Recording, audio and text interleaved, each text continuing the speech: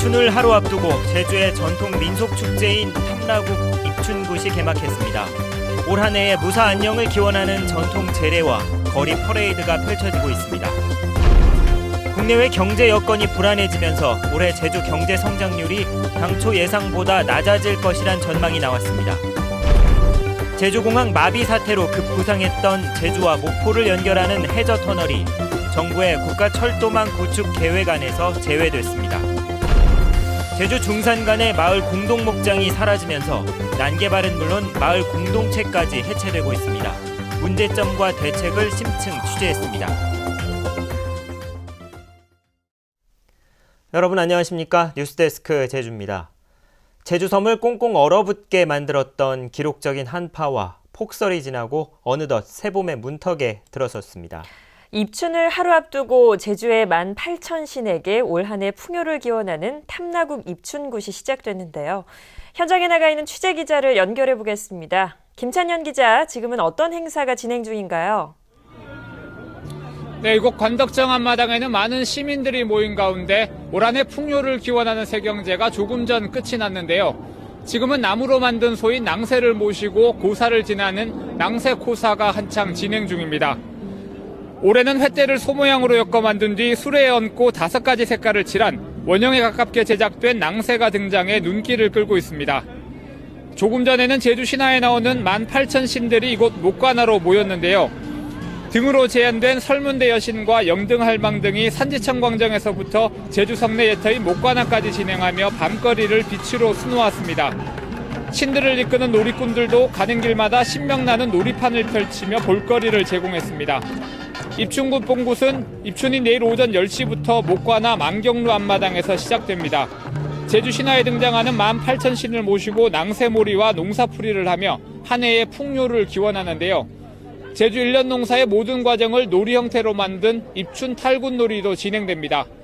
탐라시대부터 이어져온 입춘굿은 제주에만 남아있는 독특한 민속축제로 일제강점기에 단절됐지만 지난 1999년에 복원돼 해마다 열리고 있습니다. MBC 뉴스 김찬현입니다. 최근 제주공항 마비 사태로 급부상했던 제주 목포를 연결하는 해저 터널 건설 사업이 정부의 국가철도망 구축 계획안에서 제외됐습니다. 국토교통부가 공개한 오는 2025년까지 추진하는 제3차 국가철도망 구축 계획안에 따르면 제주 목포 해저 터널은 철도망 81개는 물론 장래 검토가 필요한 후보 사업 20개에도 포함되지 않았습니다. 국토부는 해저 터널이 과다한 비용이 들기 때문에 이번 계획에 반영되지 않았다고 밝혔습니다. 제주 제2공항 예정지 발표 직후 급증했던 서귀포 지역 부동산 거래가 다소 줄어든 것으로 나타났습니다.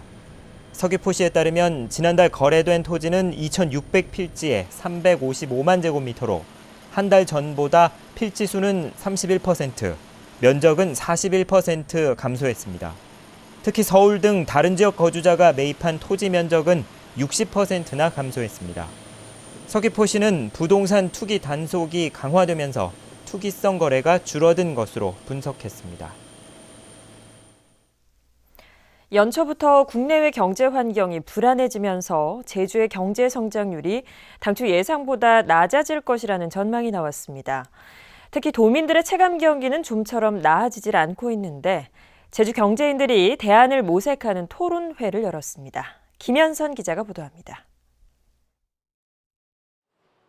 유가와 원화 가치의 하락, 그리고 낮은 금리, 이 같은 현상은 국내 경제의 불안 요인으로 작용하며 경기 침체를 가속화하고 있습니다.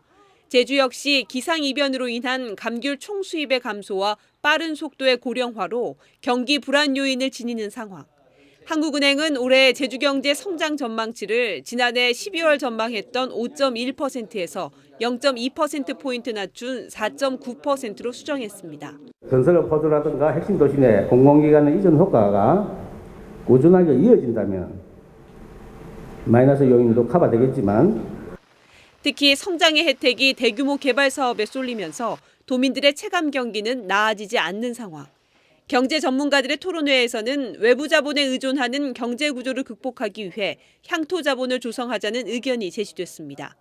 서비스 부분들에 대해서 경쟁력이 높아지고 있는데 서비스 유통 부분에서 우리가 자본적 참여를 못하고 있으면서 실제 앞으로 나타날 산업 생태계 전반에 있어서 우리가 주도권을 잃게 되지 않는가.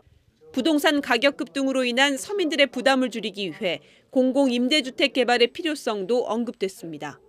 이 리유지도 그 대상이 될 수 있을 것 같습니다. 그래서 마을에서는 땅을 내두고 대신 청장년층이나 외부에서 들어오시는 분들을 마을에서 품어 안아서 같이 이렇게 사는 행태로 진행하면 특히 제2공항과 신화역사공원 등을 거점으로 지역 균형 발전을 모색해야 한다는 대안도 제안됐습니다. MBC 뉴스 김현선입니다.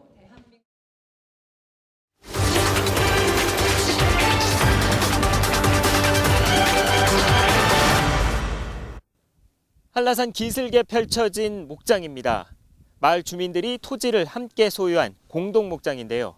최근 중산간 지역 난개발이 잇따르면서 이 마을 공동 목장이 갈수록 줄어들고 있습니다. 사라져가는 마을 공동 목장, 이에 따른 문제와 대책을 심층 취재했습니다. 먼저 개발을 둘러싸고 갈등이 빚어지고 있는 현장을 박주연 기자가 보도합니다. 서귀포시 중산간의 한 마을 공동 목장. 이 목장은 지난해 7월 한 대기업에 200억 원대에 팔렸습니다. 그런데 땅을 파는 과정에서 이미 사망한 조합원이 목장 지분을 담보로 8천만 원을 빌렸다 가압류된 사실이 뒤늦게 확인됐습니다. 목장 조합 측은 빚을 대신 갚고 가압류를 해제시킨 뒤 이 조합원을 제명시켰습니다. 조합에다가 무슨 해를 끼쳤거나 하는 그런 조항들이 있으면 그걸 적용해서 할당시. 결국 공동 목장이 팔린 뒤 조합원들은 1인당 1억 3천만 원씩을 나눠 가졌습니다. 하지만 제명된 조합원의 유족들은 부당하다며 반발하고 있습니다. 그 고인을 제명시켜서 지분액을 상속인에게 주지 않을 뿐더러 그 다음에 또 그 가압류를 해제하는 과정에서도 그거를 가압류됐다 해가지고 제명을 시키고 이런 부분은 마을 공동체 의식이나 마을 주민 한 사람으로서도 아주 불쾌한 점이 많습니다.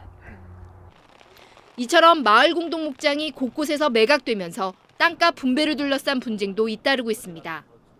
서귀포시의 또 다른 마을에서는 매각 당시 주소가 마을이 아니라는 이유로 땅값을 분배받지 못한 마을 출신 주민들이 집단 소송을 제기하기도 했습니다. 거주하고 있는 분들을 조합원으로 이렇게 쭉 이어져 나왔던 그런 관례가 있어가지고 조합 운영이 그렇게 있었기 때문에 섭섭하신 분들이 좀 열어달라고 그런 요구들이 좀 있었던 건 사실입니다. 마을 목장 매각을 둘러싸고 주민 간 갈등은 물론 법적 다툼으로 이어지면서 마을 공동체 붕괴까지 야기되고 있습니다. 제주도 내 마을 목장들이 얼마나 사라지고 있는지 보전 대책은 없는지 취재했습니다. 지난 2004년 제주도 내 마을 공동 목장은 74곳으로 면적이 9천여 헥타르에 달했습니다. 하지만 10여 년이 지난 지금은 모두 57곳, 6천여 헥타르로 줄었습니다. 골프장과 대규모 리조트 조성과 같은 중산간 지역 난개발로 마라도의 94배에 이르는 초지가 사라진 겁니다. 이 가운데 사유지는 550헥타르 줄어든 반면 공유지와 국유지는 4배 많은 2천여 헥타르나 감소했습니다. 1940년대 자료와 비교하면 전체 마을 목장 부지의 70%가 감소해서 30% 정도만이 남았습니다.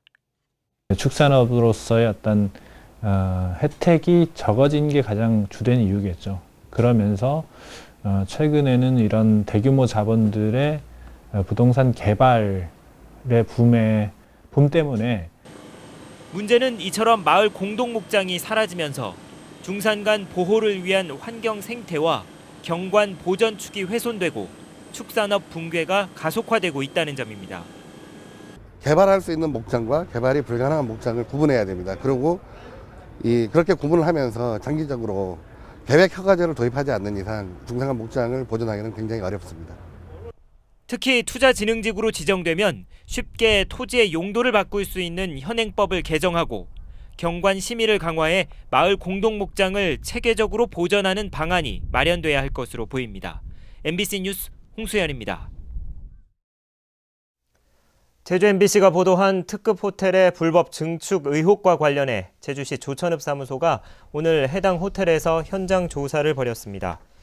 읍사무소 측은 호텔 옥상에 설치된 지붕과 유리벽 등을 건축물로 볼 것인지 판단하기 위해 설계 도면을 분석하는 한편 문제가 되는 부분은 법적 절차에 따라 진행하겠다고 밝혔습니다.